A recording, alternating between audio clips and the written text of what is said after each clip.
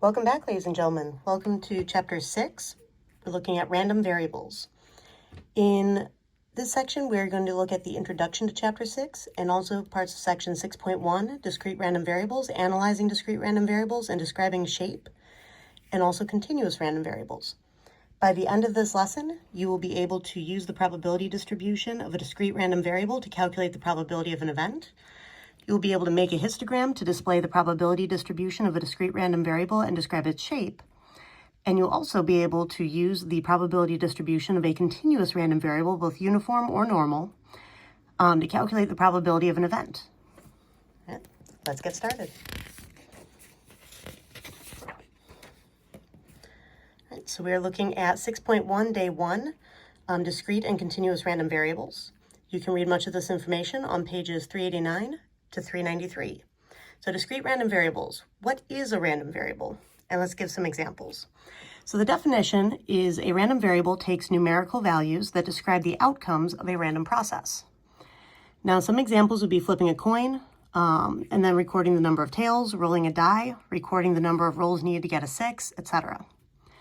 Now something to keep in mind, we use capital letters, capital italic letters, like X or Y to designate random variables, and lowercase italic letters, like lowercase x and lowercase y, to designate specific values of those variables. Now, what is a probability distribution? Now, we've talked about this before. Definition, the probability distribution of a random variable gives its possible values and their probabilities. Now, there are two main types of probability distributions corresponding to two types of random variables. We can have discrete or continuous random variables. Now, what is a discrete random variable? And let's again give some examples. So the definition, a discrete random variable x takes a fixed set of possible values with gaps between them. Now, gaps don't just mean that we can't have decimals. These don't just have to be integers. We could, for example, use shoe size, which would have like 6, 6.5, 7, 7.5, and so on, but you don't have any numbers between 6 and 6.5, right? There are gaps between the numbers, and there are only really a fixed number of shoe sizes that are possible. All right, so another example, number of pencils in a backpack, shoe size, but not foot length. All right, now, the random variable could have an infinite number of values. All right, for example, the number of times it takes to win the lottery, and still be a discrete random variable. All right, so fixed set of values just means that there's actually a pattern to the possible values, and that there are gaps between them. All right. Now for our first example, imagine selecting a U.S. high school student at random. Let x equal the number of languages spoken by the randomly selected student. The table gives the probability distribution of x. All right, so languages, we have 1, 2, 3, 4, or 5 languages spoken, and our probabilities are 0.630, 0.295, 0.065, 0.008, and 0.002. Now for letter A, why is x a discrete random variable and show the probability distribution for x is legitimate? Now let's go back to our definition. A discrete random variable x takes a fixed set of values with gaps between them. When you're looking at the number of languages, someone's not going to speak 1.5 languages. They're either going to speak 1 language or they're going to speak 2 languages. They're not going to speak 1.9 languages. They're not going to speak 3.2 languages, right? There are fixed numbers that are possible for this distribution, and they have gaps between them, right? So the number of languages spoken takes fixed values that have gaps between them, for example, 1, 2, 3, and so on.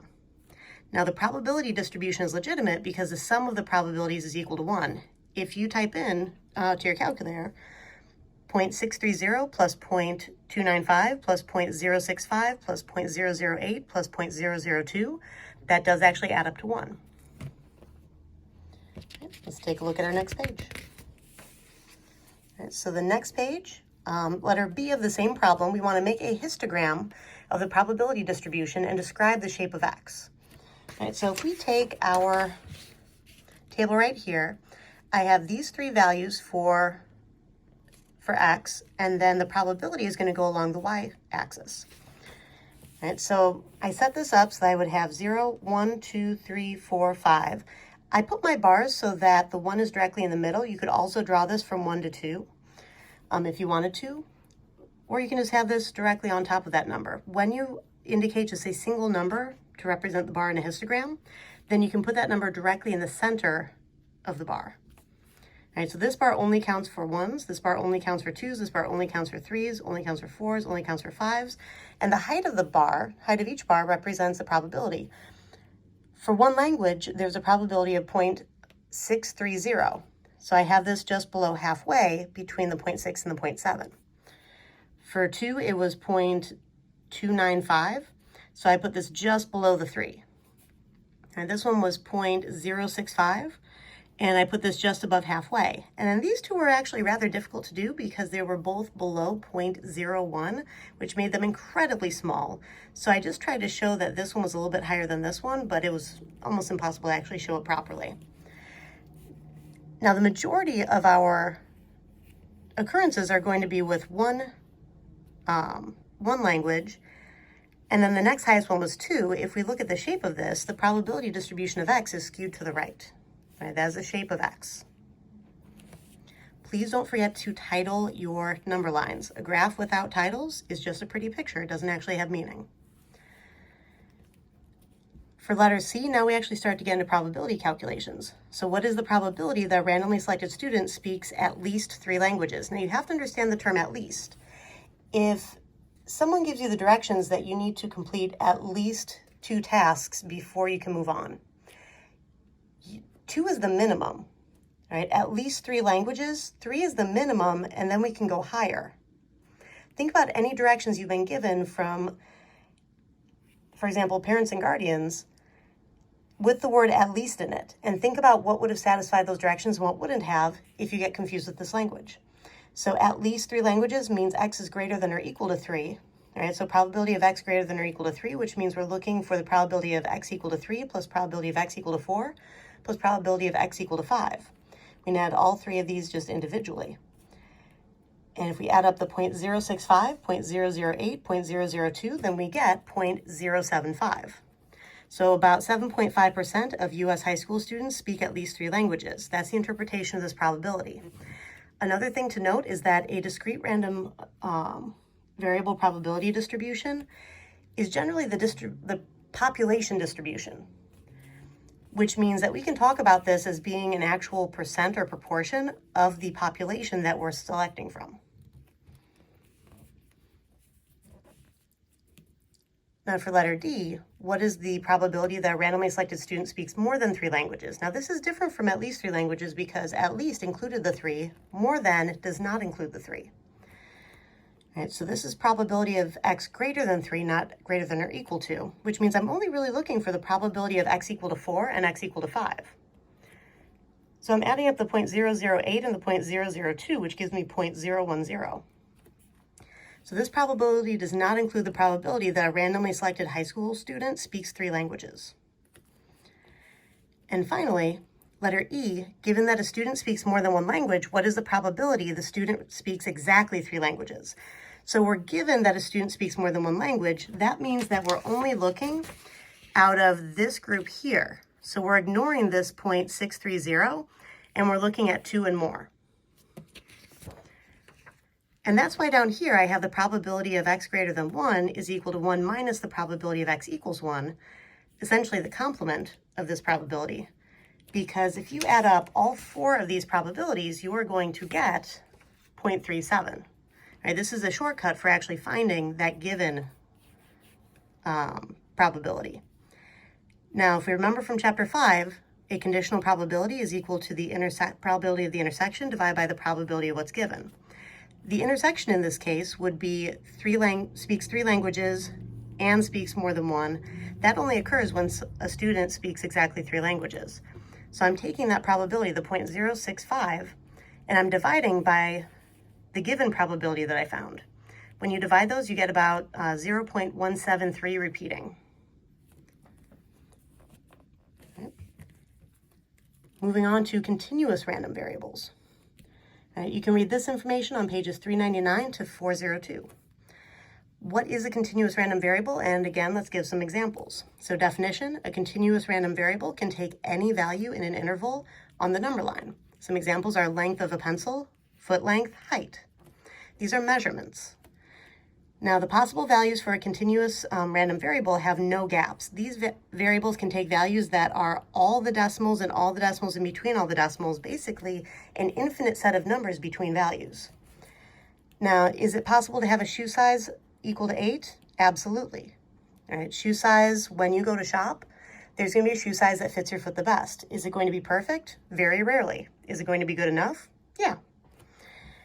And that's because, is it possible to have a foot length of exactly 8 inches? No. Exact measurements are almost impossible to achieve in real life.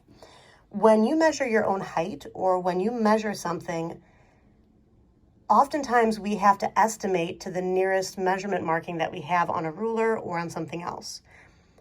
We're almost never getting exact values, right?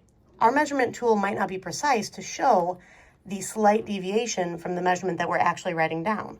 So we consider it not very likely. In fact, probability of getting an exact value is generally 0. At least when you're dealing with continuous random variables. Let's go to the next page. And how many possible foot lengths are there? Infinitely many. And how can we graph the probability distribution of foot length? We use a density curve, right? Think back to our normal curves, to our uniform curves that were rectangular. We use density curves when we're dealing with continuous random variables. Now, how do we find probabilities for continuous random variables? The probability of an event, of any event involving a continuous random variable, is the area under the density curve and directly above the values on the horizontal axis that make up the event. Right, now remember, the area under any density curve is exactly 1. Normal curves are not the only type of density curve, despite being the most commonly used density curve. Don't forget uniform density curves. There's an example on page, at the bottom of page 400 that goes on to 401. It's example 3. I highly recommend that you take a look at that in your textbook. Right, that will refresh your memory on uniform density curves. Right, you last saw those in chapter 2. Now, for a continuous random variable x, how is the probability of x less than a related to the probability of x less than or equal to a? Well, since the probability of x equal to a is 0, because exact values, you can't really have the area of a line segment. So since the probability of the exact value is equal to 0, the probability of x less than or equal to a is the same as the probability of x just strictly less than a. All right. When you substitute the probability of x equal to a as 0, it simplifies down so that probability of x less than or equal to a is equal to probability of x less than a. Meaning that the or equal to doesn't matter with continuous random variables. It very much matters with discrete random variables. And finally, our last example for this lesson. For example 2, the weights of 3-year-old females closely follows a normal distribution with a mean of 30.7 pounds and a standard deviation of 3 pounds. Randomly choose one 3-year-old female and call her weight X. So find the probability that the randomly selected 3-year-old female weighs at least 30 pounds. So this is going back to our normal distributions. I have my number line drawn with the mean in the center, and I've added 3 standard deviations to the right and subtracted 3 standard deviations to the left. And I marked off the part on the number line that indicates the boundary that I'm working with, at least 30 pounds. So I'm looking at 30 pounds or more, which is why I cut off 30 and I shaded to the right of this. That's also why I'm looking at probability of x greater than or equal to 30. Now, when you're trying to find area, that's when we use normal CDF. Our lower bound is 30, our upper bound is positive infinity. Our mean is 30.7 and our standard deviation is 3. And that gives us 0.5922. That means that about 59.22% of randomly selected 3-year-old females will weigh at least 30 pounds. Now, if the probability of x less than k is equal to 0.8, meaning we were given the area, find the value of k. We want to find the value of the cutoff in our number line. Now, when you go from the left all the way to 1 standard deviation above the mean, that's at about 0.84. So we need to actually cut this off a little bit before the first standard deviation in order to have an area of 0.8. Right, now this is still a normal curve with mean of 30.7, standard deviation of 3, but this time we're going backwards. We have the area, we need to go backwards to the actual number on the number line that was cut off. I know I'm dealing with left-hand area because this is less than, and less than goes to the left on the number line. So inverse norm, we're going the opposite direction. Area is equal to 0.8, mean is 30.7, standard deviation 3, and when we put that into our calculators, we get 33.22 pounds. Please let me know in class if you need me to show you how to do these on the calculator. All right, that's it for this one. I'll see you in class.